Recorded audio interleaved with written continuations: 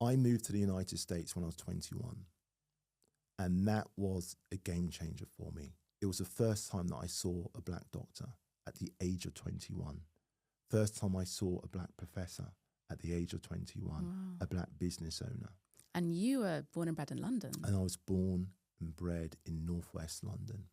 But that's the first time. So as a consequence, it opened my mind in terms of possibilities. Hi, everyone, and welcome to the 10,000 Interns podcast. This is a 6-part series that marks and celebrates the Foundation's ultimate milestone of creating more than 10,000 paid internship opportunities across 35 sectors across the UK. This series marks the celebration of everything that's happened over the last 5 years in terms of what the Foundation has achieved. And you'll also hear from interns, from alumni, from other individuals who have contributed towards the 5-year journey so far. I'm your host, Seren Jones, and today, this episode is all about going back to the beginning, the very origin story of the charity and how it has become the powerhouse that it is today. So in order to do that, we have to speak to the people who were there from day one. So with me in the studio, I have one of the co-founders, Michael Barrington-Hibbert. Thank you very much for having me. Do you want to give a little self-intro to the audience?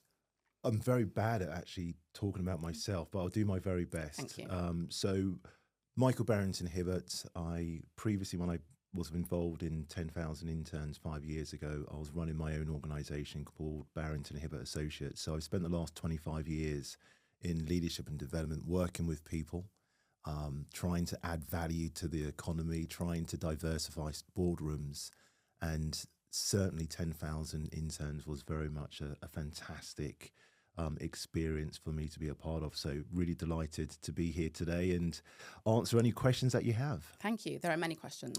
So I hope you're ready. To it. Okay, so in your own words, Michael, what would you say the 10,000 Intern Foundation is all about? Change, opportunity, and grasping that and driving change.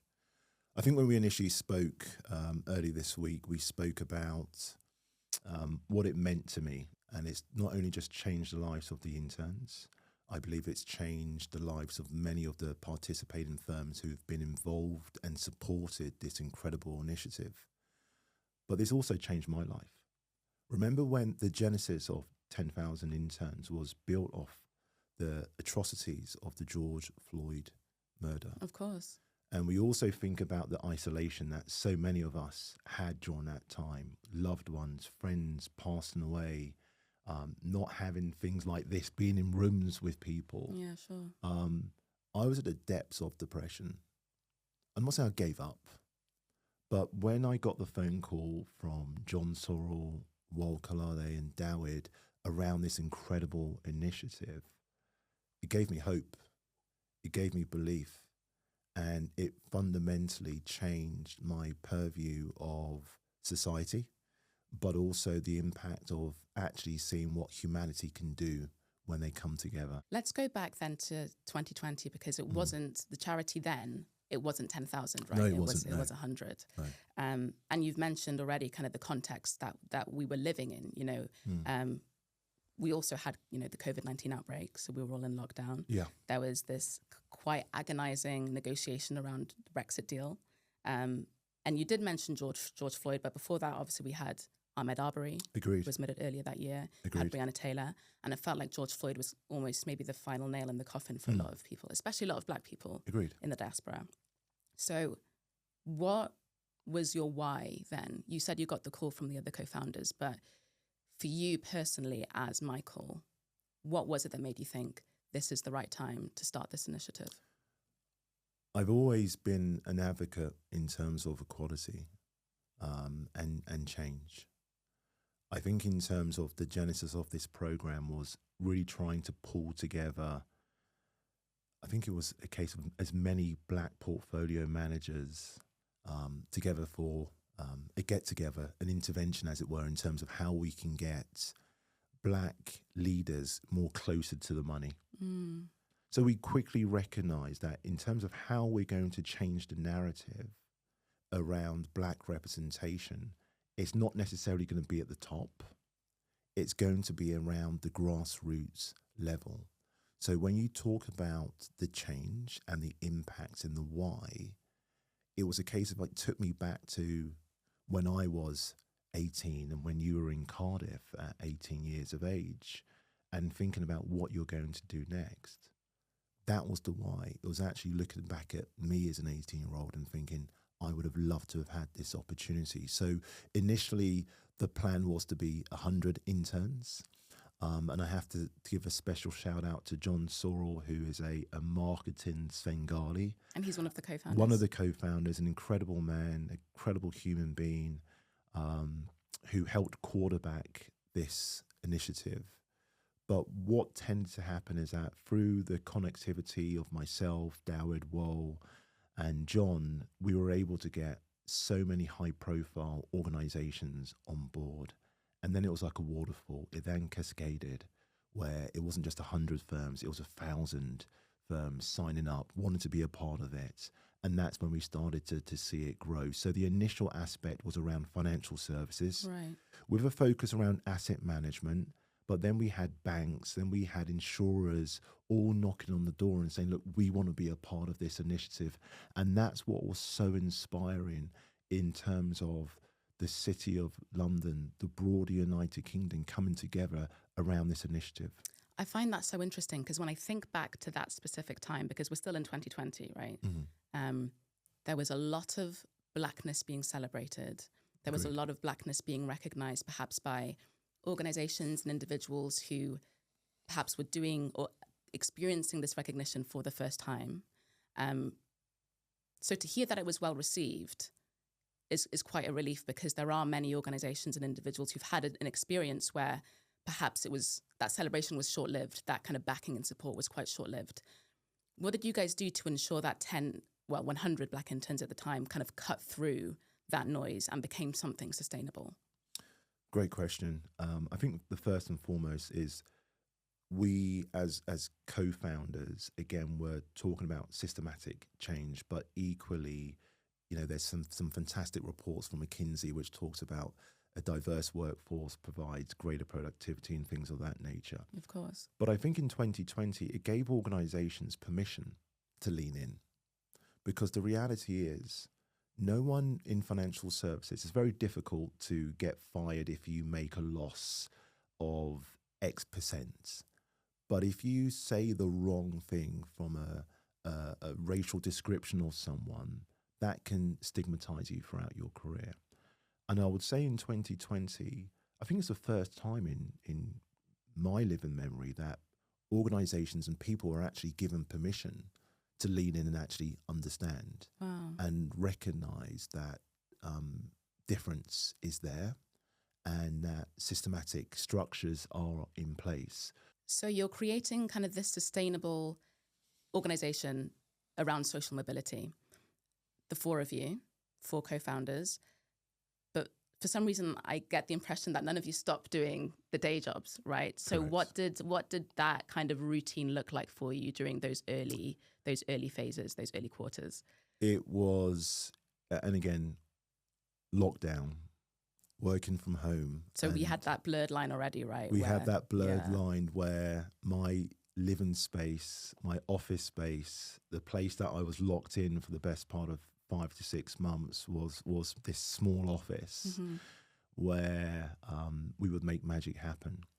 And my days started maybe at 4 a.m., 4:30 a.m. So I was the programmatic recruitment search guy, having to review sort of applications when we started to go through the program. Would be messaging John, Dawid and Woel at 5 o'clock in the morning, having to do dashboards in terms of what university students have applied, what courses and things like that. So again, it'll be one where it'll be full day, so 4 a.m. to 8 a.m. Then you have the work calls, and Zoom was a new discovery for me, but it was very much Zoom calls. Yeah, but it was Zoom calls from 8 a.m. to 10, 11, because I was covering the US, few hours sleep, and then back into it. But it was a mission. It was a cause. And again, if I look and speak to John and Dawid and Wal, their days were very much like that. It wasn't just around 10,000. It was making sure they were checking in with their staff, their people, but also being fathers and partners. You know, it was a very all-consuming time. I'm sure the same for you when you take yourself back to where you were in the summer of 2020. But I don't regret it, because I mentioned it gave me purpose. It gave me a belief. And I think that done the same for John, Wal and Dawid. And I have to give a massive shout out. We started to bring some fantastic volunteers to work with us, and they were incredible in terms of they weren't getting paid, they were helping us, and we were able to really create a fantastic movement. And a lot of our participating firms offered up time and resource to help us pull together the logo, pull together coaching sessions and things of that nature. So again, it was a full consuming 3 or 4 months. Yeah. But once we got the first intern offered, it was magnetic, and receiving emails of thanks, even someone just being selected for an interview, made a massive difference to them. Yeah. So again, I've mentioned about the 10,000 that have been placed by us. It was actually the many others who even just had an interview with a firm. It gave them that belief. It may not be in investment banking now, but they've decided to continue their studies elsewhere. So that's the piece which has made a fundamental legacy impact for us. Yeah. And I think there's also a conversation to be had around a lot of these interns or prospective interns going into white corporate spaces for the first time as Black individuals, and how they navigate that. And it's all well and good having the door opened so you can enter that space and learn about that space and learn about yourself in that space.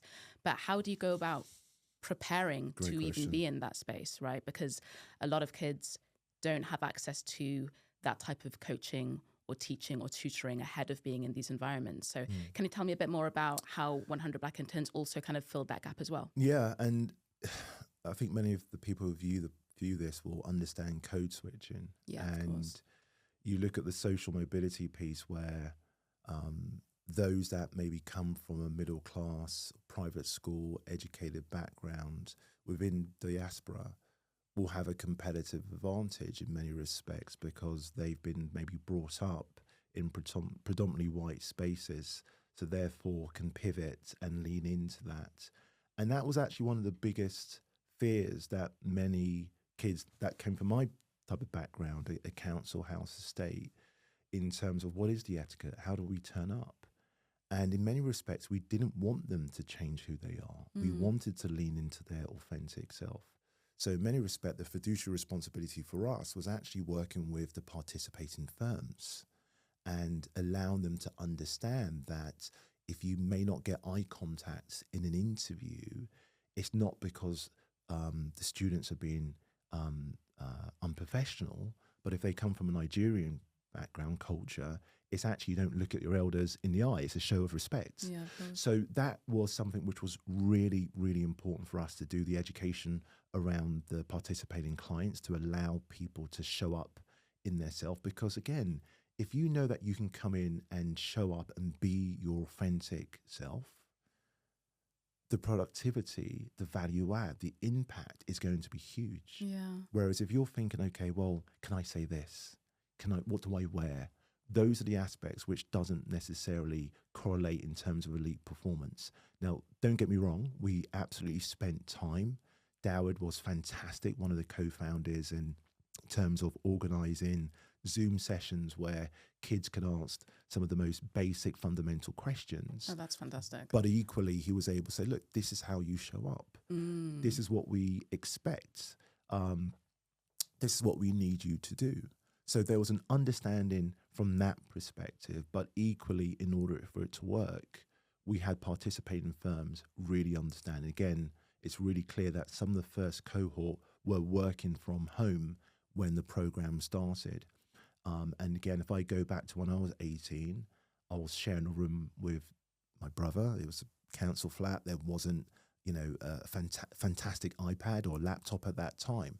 So some of the technology that some of the students had may not have been what one would have expected. So some were operating off a phone, for example, and things of that nature. So it was very much a responsibility for us to educate the participating clients, but equally making sure that the students had a safe space. And they had the option to connect with myself and others running the program with regards to any questions or queries that they had during that internship experience. So in terms of, just for clarity around kind of the structure, I guess, of the process. So the interns would apply for the internship. Yeah. They would have these sessions with the organization in preparation ahead of time. And at the same time, you were also speaking with the clients around this new pool of interns that they were also bringing on board. So we didn't speak to all the clients. We really had to sort of make it as streamless as possible because there was so many. And again, I think in terms of the initial cohort of staff helping us was maybe 7 or 8 at that time. And as I mentioned, we had thousands of clients and then we had thousands of applications. So what we explained to organizations coming in is that we would vet applications only based on whether they were in full-time education in the UK. So the reason why I was getting up at 4 a.m. in the morning was going through those applications, making sure that they were eligible. To be very clear, this program was open and is open to students in full-time education. It didn't matter what degree they were studying because we wanted to increase the pipeline of talent. So once that was done, we will then allocate a tranche per client where it will be their responsibility then to reach out, interview students. But what we wanted to do, we wanted to make this as inclusive as possible. We wanted to ensure that all people, all students that were interested in this program would get access to the CV workshops, which were done online. They'll get access to the interview workshops, irrespective of whether their application was successful or not, because we needed those transferable skills to be able to be paid forward. So, for example, with the CV workshop, we went through it before the applications were open. This is what you should do. These are the things that you should talk about. If you are, you look after your sisters or your siblings and you have a side hustle selling phones or you've got a hairdresser business, a lot of students didn't want to put that on their CV. Why? Wow, really? Because what that does, that shows the ability to manage. It shows entrepreneurship. And that's what we're talking about as being authentic and leaning in, because many people were like, well, we haven't worked before. And we had to sort of probe further. Well, what do you do? How long does it take you to get to school? I remember a conversation with a student who it would take them 2 hours to go to a college in Eltham. So they'll leave home 6 a.m., get into school at 8 a.m., would do their homework on the bus, then get home at 6, look after their siblings, and go and do 2 hours at Sainsbury's and be home at 10 o'clock and then repeat. Wow. And they got 3 A stars in A-level. But they didn't want to talk about that side because they were embarrassed. Although that shows impeccable time management, Agreed. Responsibility, discipline, the list is endless. It's quite amazing. It is, but the reality is it wasn't being shown on CVs, right? And that was one of the pieces. So we made sure folks had to write a cover letter. So the only piece that we ask for people is to write a cover letter and show up. What's your superpower? What do you do? Because what that allows us to do is for the participating firms to actually think, oh my gosh, this is incredible. So that was the piece that really made a massive difference. And again, when we go past the process, that's when we started to see a real uptick of organizations offering interns to these great cohort of people. So you hit 100 kind of quite early in the process, don't you? Yeah. What happens then? What was the conversation around, okay, the target's been hit, what next? Yeah. We didn't expect it to land as quickly as it did. Why not? Is the reality. Look, all 4 of us hadn't necessarily set up a charity before. And again, I think in terms of our expectations, it was just a case of, look, we just want to drive some change. Mm-hmm.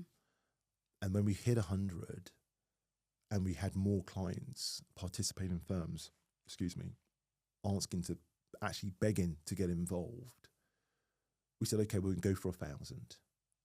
We could have gone for 5,000 that first year, but what we wanted to ensure was delivery, execution, and best in class. And that's when we really felt, year 2, it could be bigger, it could be more. But as a consequence, it wouldn't be scalable by having me and a couple of others trolling through 10, 20,000 applications manually. So we had to look at the plumbing. We had to get a platform in place. We then had to look at, okay, we need to make some hires to actually drive this. And that's where our wonderful CEO, Rebecca, comes into play, and then building out a team which can help us scale and make sure that we can give best-in-class service not only to the students, but also to the participating clients. And that's how it evolves. So yes, 1,000, but I think in terms of even the second year, I think we were trending at 2,500 interns per summer. Wow. 3,000. It could have been more. But as I said before, I think we just wanted to gradually build. And as I said before, being here 5 years later and then being at 10,000 is a pinch me moment. Yeah, I can believe. And year 3 was also quite a milestone. That was an important year because you also launched the Able Interns scheme, didn't you? Could you tell us a bit more about that? Yeah, look, absolutely. So I think with all the trustees involved, and we then appointed Faye Woodhead and also Stuart, who works with Dowd, incredible individuals. And we had a plan where we really wanted to make sure that we were the face of representation. And we look at the demographics of individuals from disabled backgrounds, so physical impairments in the workforce, and it's derisory. It's, the representation is so small. And we had Sami, who's one of the co-founders of Able Interns, an incredible, inspiring individual who shared a little bit about his journey of getting into the workforce, some of the challenges that he's overcame.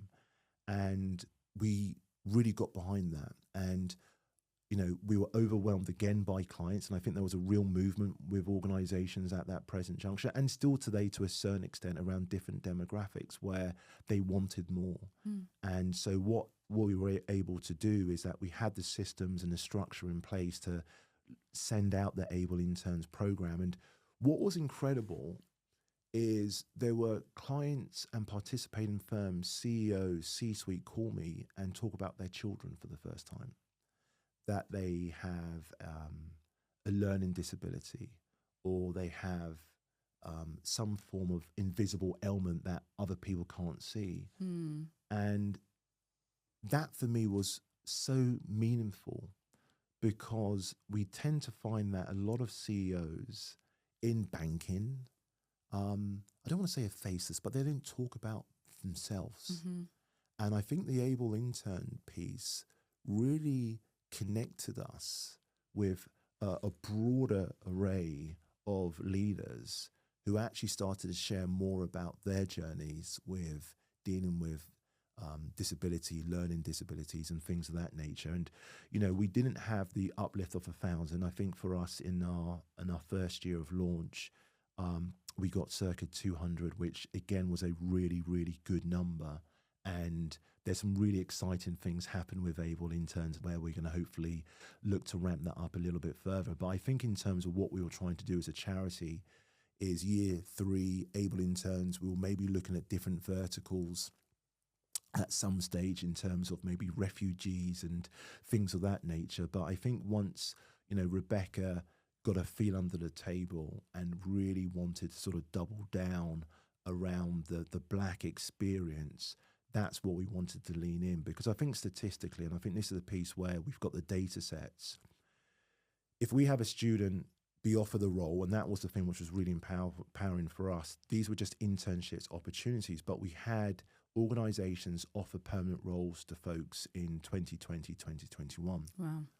But statistically, some organisations just didn't have representation at the middle management lateral level. Mm-hmm. So they'll do a great job of bringing diverse talent in. Yeah, at the entry level. At the entry level. But after 2 or 3 years, mm-hmm. the pipeline tends to fall away. So as an organisation, what we, or Rebecca, wanted to be able to do is just own that vertical. And that's something I feel that a lot of organisations, companies, corporations do struggle with when it comes to diversity. They struggle with retention rate. You know, there are fantastic schemes out there to get people of colour, people, whether they are abled or not, people of, you know, minorities in general into spaces, but it's the keeping them there. That's quite difficult.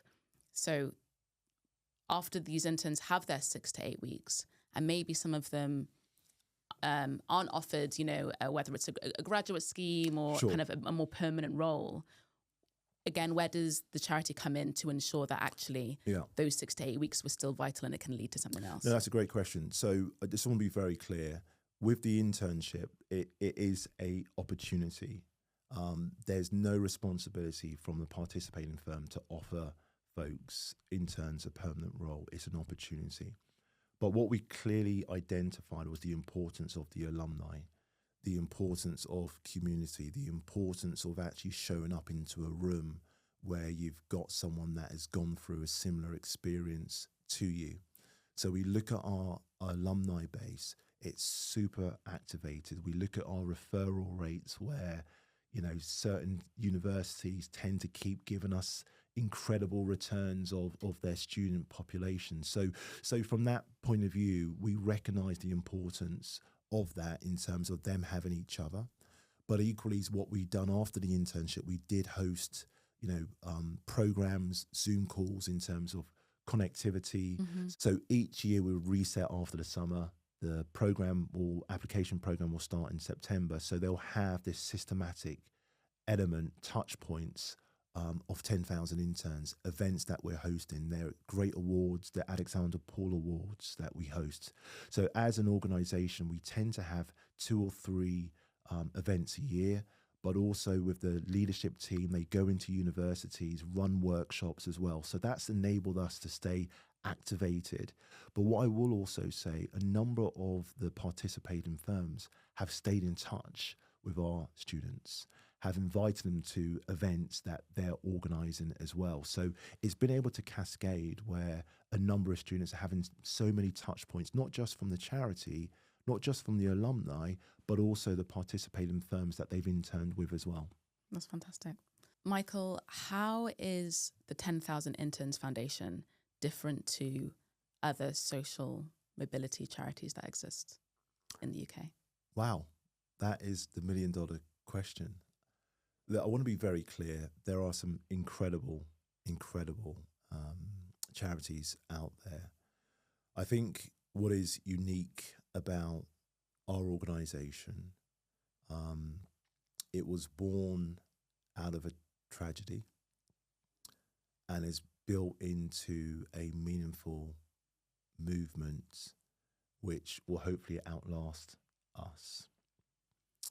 I think in terms of what differentiates us as a charity is our leadership team consists of Black women, the most marginalised group across this country. So I think in terms of what we have with Rebecca, what we have with Nana, and the other senior leaders, we have talent for yards. And what was super important for all of the co-founders is to have the Blackness represented in rooms where they're still the minority. We didn't want it to be a Black male leading the charge. We needed someone who has that lived experience, and Rebecca and the team are doing an incredible job from that perspective. And equally, it's super important when we talk about Black excellence and leaning into Black excellence, that our interns are able to connect with our CEO, are able to connect with our leadership team and their respective journeys. You've met Rebecca. She's incredible. You've met the leadership team. They're inspiring. And that's the piece that we also wanted. I want to be very clear. I'm not questioning that the other charities across the country do not have amazing CEOs, amazing leadership teams. But I just think there's just so many combinations that we've been able to sort of pull together and really own a vertical ourselves. So I think that's the big prevailing differentiation that I'll say that we have. And I think it's quite inspiring having, you've got this leadership team that also reflects the demographic that they're working with, right, that they're recruiting. So 100%. There's that understanding there already. How important do you think it is for young Black students, graduates, individuals to feel welcomed in these spaces? That is something, whether we're talking corporate or not, that's something that a lot of Black Brits experience just purely because of their existence. And then when you're kind of moving into these ever more traditional, ever more corporate, traditionally less Black spaces, how important is that for these young people? One of the things that I talk about, and I lean into this every single day, I'm 45 years of age and I still deal with that. It's not going to leave. And it's tough. It is tough. I think what Rebecca has done is phenomenal. And she's been able to open up the arts world to us, spaces that historically many of us have maybe felt intimidated to do. Doing events at Somerset House, doing events at a number of leading organisations, we've seen so much love in the room from those said establishment firms that are desperate to lean into vibrant, smart individuals. And in some respects, once you actually go through the doors, they're just people. And you have that commonality will draw them. So you look at Rebecca, you look at our leadership team, they're like moths to a flame. People magnetize to them. And I think it's just a case of being able to get people to break down those doors, to create those safe spaces, which will then enable that fundamental change. And I think just in terms of why it was so important to have a leadership team which was diverse, was to allow us to move away from a very traditional space such as financial services into the NHS, into the arts, into culture. And that's because our leadership team are not financial services people. They are smart academic people that have realised that, to be successful as a Black person in this country, it doesn't need to be within banking or financial services. There's the art, there's media. And again, as a consequence, we're now able to start breaking down barriers, which, again, I said to you when we first spoke, you're one of the drivers of that. When after we spoke in our prep meeting, I called my daughter, my two daughters. Did you? Yeah, of course I did. I called Bo and Lexi, and I said, I haven't got her Instagram, but I've met this lady. She's awesome. But again, I'm 45, and again, I don't see many faces like you. And when you're talking about your family, your journey, it lifted me up. So if we go back to the beginning of the podcast in terms of this experience has changed my life. It's changed my life because, if I just kept down my vertical of just doing my day job, would I have had a chance to meet a really cool person like you? Would I have had a chance to work with someone like Rebecca, who makes my life better every single day, right? Yeah. So as I said before, it's opened my world.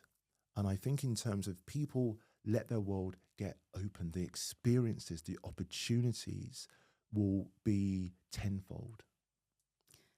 It's a really beautiful answer.